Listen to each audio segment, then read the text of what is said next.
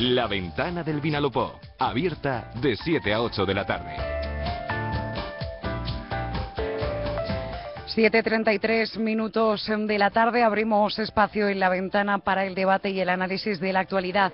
La semana pasada fueron protagonistas diferentes políticos que se encuentran en primera fila y ya retirados. En Elda ha sido noticia Rubén Alfaro y Eduardo Vicente por esa imputación por injurias al Partido Popular en torno a la denuncia del joven que pertenecía a Nuevas Generaciones y que precisamente denunció una presunta agresión política.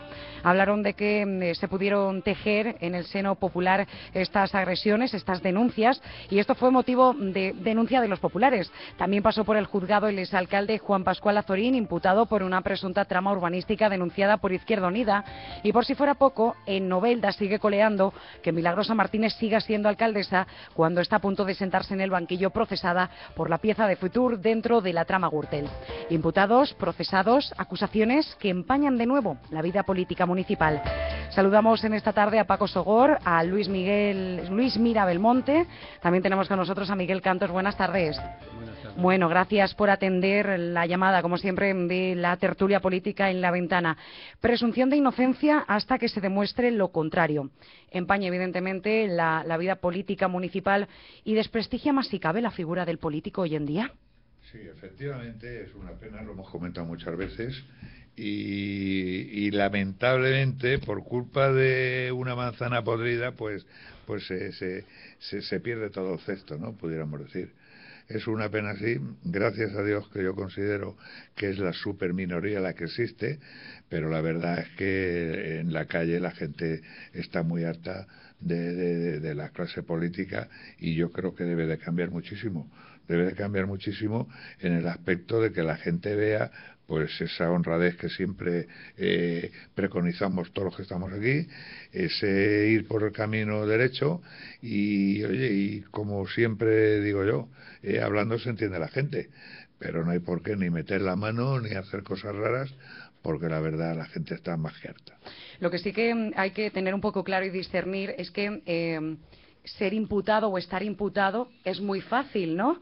Pero no quiere decir, el juez en este caso entiende que pueden haber visos de que existe pues alguna irregularidad manifiesta por parte de esa persona, pero no quiere decir nada. Ser imputado o estar imputado, sí, puede estar prácticamente todo el mundo, ¿no? Que en este caso una persona acuda con una denuncia al juzgado, pues y se ve ahí visos de delito, de posible delito, y se le imputa. Eso es lo malo, que cuando te imputan y luego te declaran inocente, ¿quién te resarce de esa carga que has estado sufriendo? El sufrimiento, sobre todo la parte moral, ¿no? De todas formas, yo creo que la justicia, vamos, aunque sea lenta, está actuando bastante bien, y creo que podemos estar orgullosos de la justicia que tenemos hasta ahora. Luis. Sí, yo quería hacer una puntualización al tema, y sobre todo lo que has planteado ahora. Y es que cuando a una persona le imputan, se confunde mucho en la opinión pública. Es lo que has querido transmitir con la pregunta que has hecho. Y yo quiero pues puntualizar dos cosas. Primero, el ser imputado es sinónimo de garantía para el procesado o aquel que lo vayan a procesar. Esto tiene que quedar perfectamente claro. Lo que pasa que en el ruido que alrededor de la opinión pública, y bueno, unos la interpreta de una manera y otra, pues a veces se confunde. Pero el ser imputado es sinónimo de garantía para el imputado. El juez ordena la imputación para que se defienda, para que busque abogados, aporte pruebas y se defienda. Eso por un lado. La segunda parte es que realmente, pues, sobre la palabra imputado se han hecho muchísimas cosas y se han interpretado muchísimas cosas, y todas creo que erróneas. Entonces, a falta de una legislación o de una norma que prácticamente lo defina bien, y cambiemos ya, porque esa palabra ya de imputar ya no nos sirve, habrá que buscarle otra cosa. Pues eso está dando, no sé, una mala imagen de los políticos. Y claro, políticos, pues sabemos todos, yo me considero un político, aunque esté prácticamente fuera de...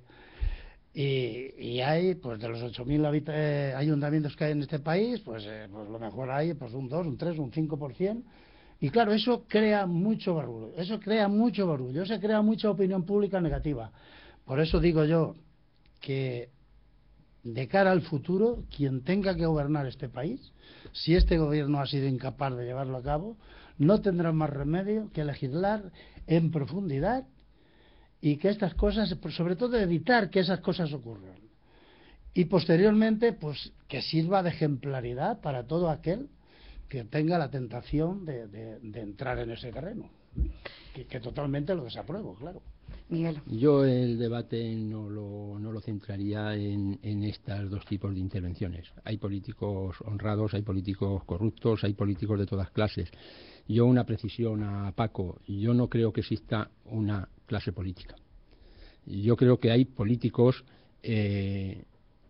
representantes de distintas clases sociales y de distintas tendencias sociales. Una clase política, es decir, los políticos como una casta aparte, yo no la entiendo. No la entiendo. En segundo lugar, a mí me gustaría centrar el debate, que creo que es donde tenemos que ir, es cómo se hace uso de la política, cómo se emplean mayorías políticas para imponer determinadas decisiones sin control de ningún tipo. Si existieran mecanismos de control, mecanismos de participación ciudadana, no que los alcaldes que tengan mayoría absoluta no signifique que tienen un poder absoluto, porque el poder absoluto corrompe absolutamente, eso ya lo dijo un clásico. Yo creo que por ahí debería ir el debate para acabar con la corrupción. Podrán hacer muchas leyes, pero siempre habrá un mecanismo de burlar a la legalidad. Siempre lo ha habido, porque la imaginación es infinita. Yo lo que creo que lo que hay que instaurar son controles del poder, participación de la oposición, participación política, que cuando salga un caso de sospecha se creen comisiones de investigación controladas por la oposición, porque mientras lo controlen quien han podido cometer o sean sospechosos de cometer alguna ilegalidad, esas comisiones no van a servir para nada, simplemente para tirarse en los trastos unos y otros a la cabeza.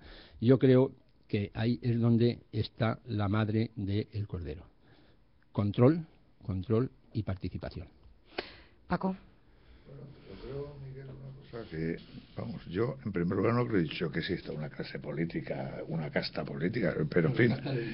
La clase política, no, así no, en no, genérico. No. Yo los políticos los entiendo, no lo entiendo así. yo diría dos clases de políticos. Unos amateurs, que siempre digo que son los que debían de estar en los pueblos de unas poblaciones de determinados habitantes. Yo siempre he dicho lo mismo, que quitado las capitales de provincias grandes, los demás debían de ser políticos amateurs.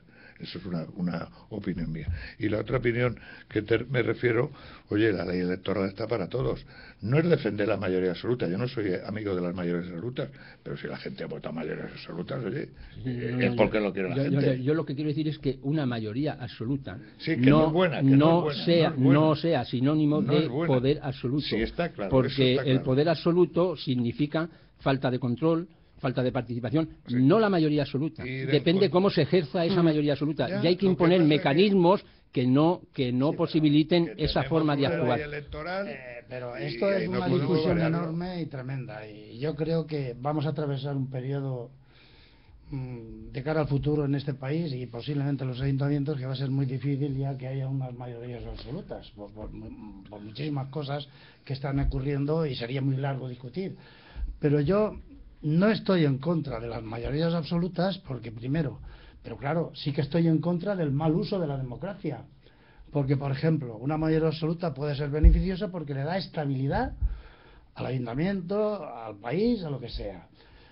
Pero si hacen el mal uso y la práctica de mal uso, de mal político y de no utilizar la democracia como debe de ser... El oscurantismo, ¿no? Exacto. Practicar el oscurantismo. Entonces nos cargamos pues todo lo que es la democracia.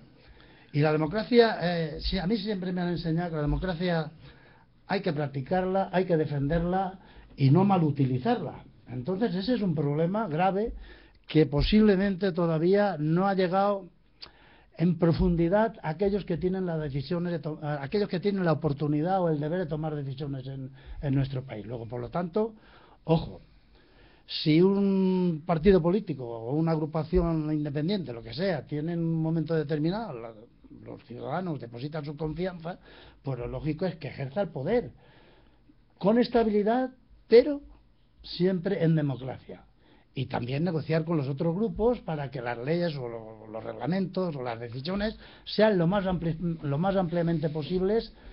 Bueno, yo pondré un ejemplo. En estos momentos acaba de aprobarse el reglamento de policía y el Código Penal. Y claro, pide que aporten, que es lo que se refería compañero en estos momentos. Entonces piden que aporten ponencias y que aporten cosas, pero si luego no aceptan ninguna, pues está haciendo un mal uso de la democracia. Luego pasa lo que va a pasar posiblemente de cara al futuro, cuando ese partido político pierda la mayoría del Estado, pues prácticamente esas leyes, como ya se han anunciado por parte de toda la oposición, se cambiarán radicalmente todas. Entonces, ¿de qué sirve todo eso? ¿De qué sirve todo eso? No darle estabilidad a los ciudadanos y soluciones. Yo no estoy hablando en ese sentido. Es que tú lo estás planteando en un contexto muy simple. Perdona las palabras, no lo digo en plan descalificador. Simple en el sentido de reducirlo al máximo. El problema es que existan mecanismos legales para que no se pueda abusar de las mayorías absolutas. Por ejemplo, la Constitución española que no establece garantías, más que nada esta es una Constitución demasiado larga, en la que todo lo determina muy genéricamente, en unas fórmulas en que lo permite todo. Entonces, lo que tiene que haber es un control para que no se pueda, por ejemplo, el caso que tú has dicho de la reforma del Código Penal, que no se puedan sobrepasar ciertos límites, porque aquí lo que estamos viendo es que la mentalidad política del Partido Popular, la mentalidad política e ideológica del Partido Popular, está introduciendo una modificación de preceptos legales que nos están acercando a la legislación franquista.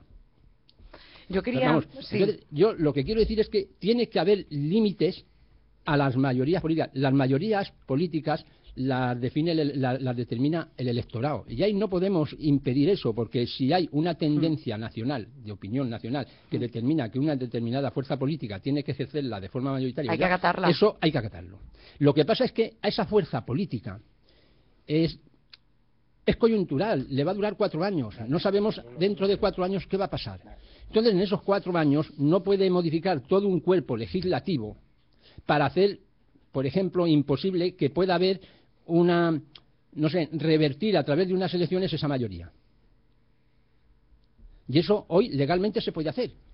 Y lo mismo que estamos hablando en un tema, porque Luis ha sacado el tema de la reforma del Código Penal, lo podemos extender a todos los ámbitos de la vida política. Tiene que haber límites para que una mayoría electoral, una mayoría política, no pueda determinar esta serie de reformas políticas. Hablando de mayorías absolutas, me gustaría introducir otro asunto que me parece crucial en los tiempos en los que nos encontramos, porque estamos muy cerquita de las elecciones municipales, elecciones importantes, elecciones decisivas, en las que estamos viendo en este periodo que están proliferando nuevos partidos políticos. De hecho, hemos calculado así a bote pronto que podrían presentarse 9 formaciones nuevas en Elda. Bueno, nuevas, quiero decir, 9 formaciones a las elecciones. PP, PSOE, Izquierda Unida, UPyD, se le suma Ciudadanos, parece que también Vox, Compromís, sí se puede, del Círculo Podemos, y ahora también podría configurarse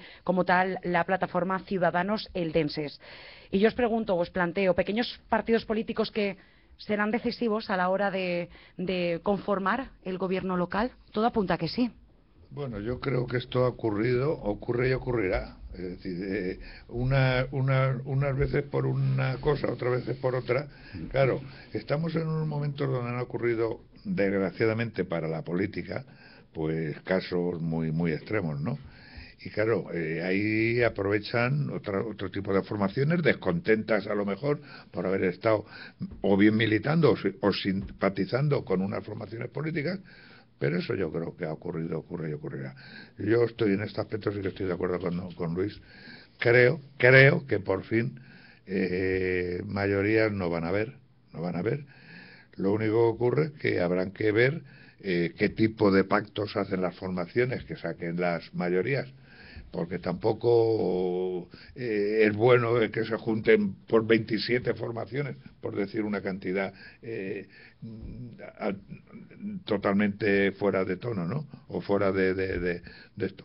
Pero yo creo que reunirse 2 o 3 formaciones políticas y conseguir una mayoría para estabilizar un mandato durante 4 años, pues creo que no va a ser malo, y creo que es incluso necesario. Yo abundaría un poco en lo que decía antes Miguel, en que al sacar las mayorías, lo único que yo echo de menos, que siempre lo hemos comentado también, es que las formaciones políticas que quedan en la oposición debían de dotarse de los medios necesarios con el fin de hacer esa oposición leal, esa oposición fiscalizadora, que es lo que una mayoría, pues en contra, nada más tiene una oposición de 1 o 2 formaciones, o 3 formaciones políticas máximo, en las cuales, pues con esas dotaciones de poder ejercer esa oposición dignamente, pues es simplemente que el partido mayoritario pues le responda de todas las cosas que está haciendo, y transparencia al 100%, que es lo que hemos comentado muchas veces, de tener medios para poder ejercer esa oposición. Si te cortan las manos, pues no puedes comer, te tienen que dar de comer, eso está clarísimo. Luis. Sí, yo recuerdo, porque Paco y yo sí que es que no sé la edad tuya, por eso no te puedo... Paco y yo vivimos... ¿No qué? La edad, es que no sé. Pues no nos llevamos mucho. Ah, sí, pues entonces lo hemos vivido los 3. Yo recuerdo en los mucho. años 70, ¿te acuerdas tú, Paco, de aquellos momentos?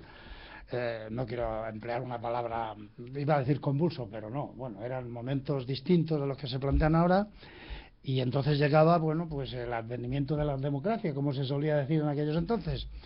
Y salieron partidos políticos, por todos los lados, no sé, de izquierda, de derechas, de extrema derecha, extrema izquierda, de todos los lados. ¿Qué es lo que yo opino en estos momentos? Pues que hay una nueva generación de personas, algunos de ellos tienen razón, yo no voté a la Constitución, yo no lo comparto eso, y entonces todo el mundo mira, pues bueno, pues que todo el mundo quiere ser partícipe, entonces los tiempos cambian y las cosas pues vienen de por sí, ¿no? Y entonces, ¿cuál es el problema que le veo yo? Pues el problema es que va a ser dificilísimo, ya lo he dicho antes, tratar de gobernar un ayuntamiento del país o lo que sea, porque ahora hace falta muchísimo trabajo para tratar de consensuar mayorías. Habrá que tener muchísima generosidad, como ocurrió en la transición, y ahora yo la echo mucho de menos porque no lo veo. A veces hay muchos más intereses que otra cosa, más bien personales y de otra índole, para configurar mayorías. Pero va a ser momentos difíciles, y lo tenemos ahí a la vuelta de la esquina, y dentro de 3 o 4 meses, si nos volvemos a ver, trataremos de analizarlo bien. Bien, en aquellos entonces surgió lo mismo, y fueron, pues el tiempo, como dice aquí el refrán, lo borra todo, y fueron desapareciendo. Pues claro, los ciudadanos, muy inteligentemente, como hacen cuando depositan su voto, a quien sea, pues van apartando a aquellos partidos políticos o que no tienen programa, o que no tienen ideas, o que prácticamente no les gustan, o el físico, o la forma de hacer, o sea, 40.000 cosas que surgen en todo ese tipo de procesos. Y en este momento volvemos a tener otra vez, volvemos a reproducir lo de los años 70, y el ejemplo es aquí en Elda, por ejemplo, acaba de decir que hay pues 8 o 9. 9, sí. 9, pues los ciudadanos decidirán pues quién son los que depositan su confianza, y al final pues habrá que configurar un gobierno estable. Si todos tenemos la capacidad de aportar ideas, sacrificios y el buen hacer para que el pueblo funcione. Miguel. No, yo es que, vamos a ver, la Constitución dice que todos los españoles tenemos derecho a elegir y ser elegidos. Entonces, cada ciudadano es muy libre de organizarse como quiera para presentarse a unas elecciones y aportar sus cosas. Evidentemente. ¿Pueden cambiar la composición del ayuntamiento? Lo van a cambiar, estén o no estén. Porque con la ley DON, los resultados electorales los van a determinar. De dónde va a rascar votos cada una de estas candidaturas, a alguien le fastidiará y a alguien le beneficiará. Incluso puede impulsar un poco más a los minoritarios y puede frenar a los, depende en qué sentido vayan, porque van en todas las direcciones. Otra cuestión.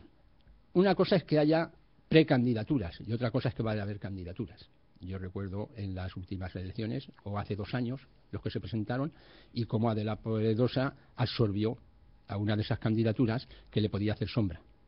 Y esa candidatura, yo puedo asegurar, porque conversaciones con algunos miembros de esa candidatura alternativa que había al PP, las he tenido, y su objetivo no era presentarse.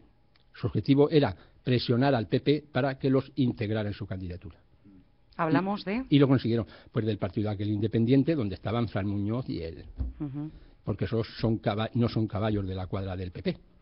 Esos son caballos de cuadras distintas que los metieron ahí porque los intereses de Adela Pedrosa, entonces estaban las fuerzas muy igualadas, las encuestas daban una diferencia muy pequeña entre Partido Socialista y Partido Popular y no se podía permitir eso. Y entonces, yo todo esto que está saliendo, vamos a ver quiénes son. Hoy ha salido otra nueva, yo no sé quiénes son, no los conozco, no sé sus nombres, los he oído hoy por la radio y por el lenguaje ya tengo una composición de quiénes son, qué buscan, quiénes.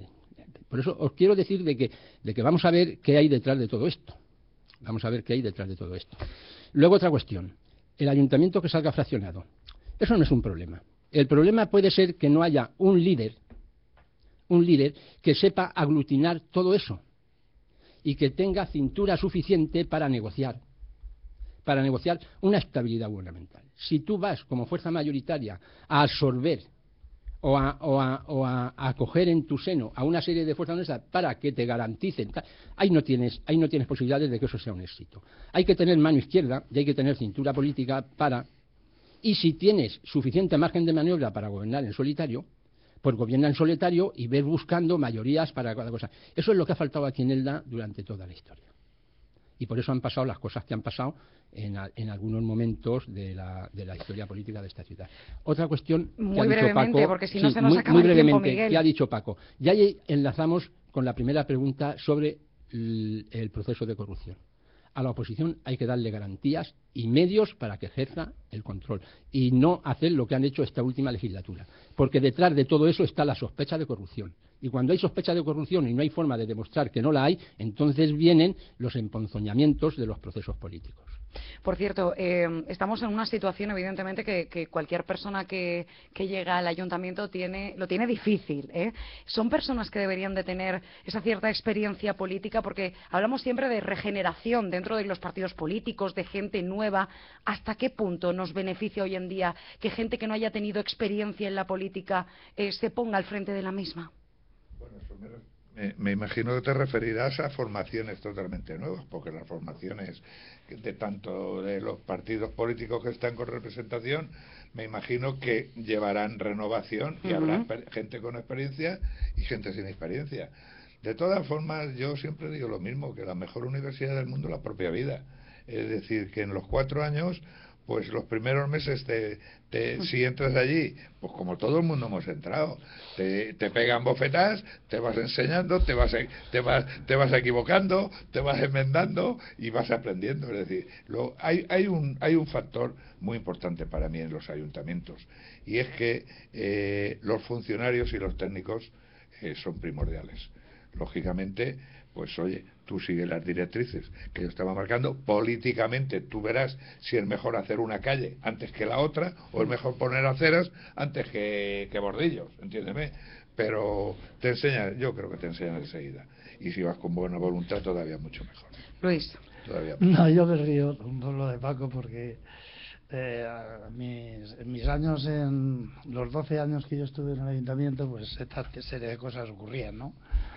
Y me hace gracia por recordar aquellos momentos, porque han habido muchísimas anécdotas de todo esto. Y claro, el político tiene que tener capacidad de decisión y en el momento necesario, y los técnicos están para avalarte y todo eso. Pero porque claro, porque si no, pues no existirían, los políticos no existirían, ¿no? Sería un ayuntamiento de funcionarios y sería muy difícil. Por eso yo defiendo siempre, pues esto, la democracia hay que defenderla a capa y espada, porque nos ha costado mucho restablecer, o por lo menos implantar, porque en este país creo que hacía muchos años, o no sé si habría existido, yo soy muy poco estudioso de los tiempos pasados, pero yo creo que hay que tener capacidad de decisión, ser valiente a la hora de tomar decisiones y escuchar a la gente, porque tampoco puedes tomar tus decisiones sin saber si eso es más necesario que lo otro o lo de más allá, y siempre que beneficie pues a los ciudadanos, porque para ellos trabajas.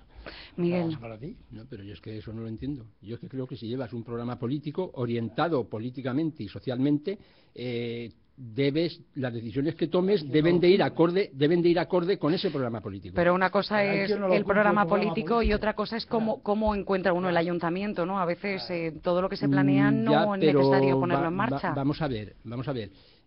Con los mecanismos que existen, si a ti no te permiten controlar, tú no puedes saber los detalles y no puedes saber, pero en general te puedes hacer una idea de lo que tienes. Yo no me creo que no me entra en la cabeza que cuando el Partido Popular estaba haciendo su campaña electoral y estaba haciendo lo que decía a nivel nacional, no supiera la verdadera situación del país. Para que luego salga, es que no sabíamos que lo sabía. Porque además había mecanismos de información entre el Partido Socialista y el Partido Popular. Aquí en Elda nosotros no conocemos la situación real. Pero yo tengo la sospecha de que económicamente el ayuntamiento está muchísimo peor de lo que nos dicen. Y ya sabemos los niveles de deuda que tiene este ayuntamiento. Porque además los datos que están dando, aparte de ser confusos, son contradictorios. Y no tenemos posibilidad de entrar ahí. Si fuera verdad lo que están diciendo, nos dejarían entrar a ver lo que hay. Entonces, cuando haya que hacer un programa electoral, si eres responsable, tú tendrás que hacer un programa de máximos. Pero tendrás que decir, las prioridades estarán en esto, en el otro, en función de lo que vamos a encontrar ahí, que no sabemos lo que es. Yo creo, se nos acaba el tiempo, os encomiendo a una nueva edición de La Tertulia. Yo creo que con el dinero de los ciudadanos no se juega y es un tema muy delicado como para que se den cifras negativas. Espero que así no sea y así confío en que sea. Gracias por estar esta tarde.